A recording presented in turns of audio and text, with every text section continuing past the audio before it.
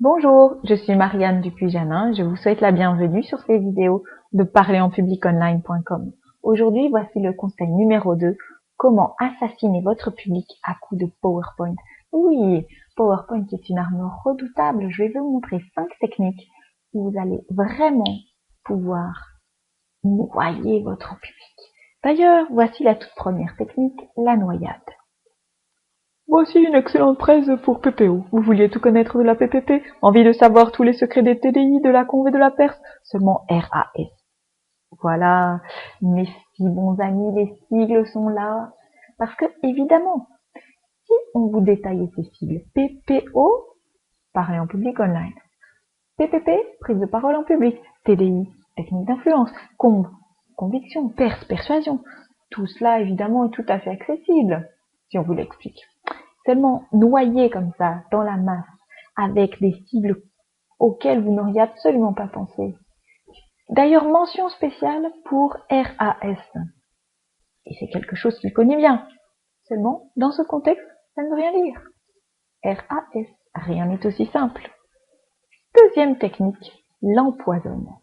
Ceci est une technique redoutable en 2 étapes. Regardez. Les dessous de l'assurance.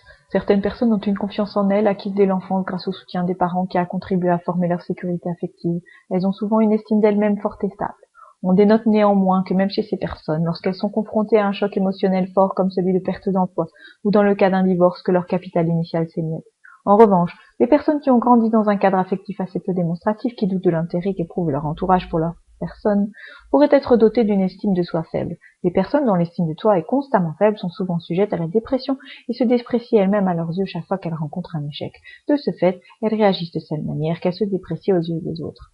Vous voyez, beaucoup de textes, rien mis en valeur, un ton monocorde pour petit à petit distiller le poison. Et là, Comment aider les personnes dans la situation de... vous avez petit à petit empoisonné votre public, il s'ennuie à mourir, et tout d'un coup, vous lui demandez d'interagir. Vous êtes bien sûr du résultat, vous les avez perdus. Troisième technique, la mitraillette. Une petite démonstration, ça parle pour soi.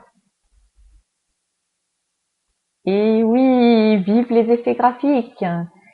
Si possible, vous assassinez votre public en continuant à le bombarder d'effets sonores au même instant. Et vous êtes sûr que si vous diffusez un message important à ce moment-là, votre message ne sera absolument pas mémorisé.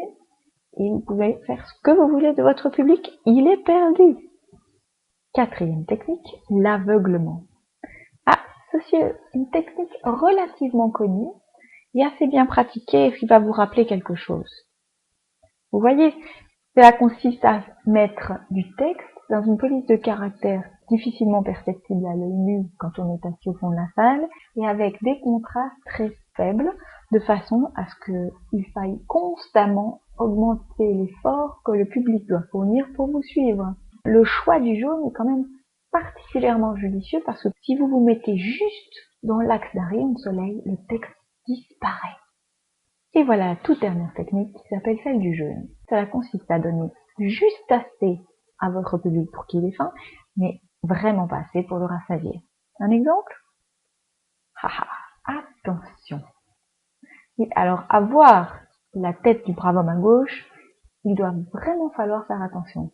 Seulement, évidemment, si votre public somnolait doucement après le déjeuner et qu'il n'a pas trop bien pris note, il envoie ça à son chef. Voilà, il y avait une belle présentation.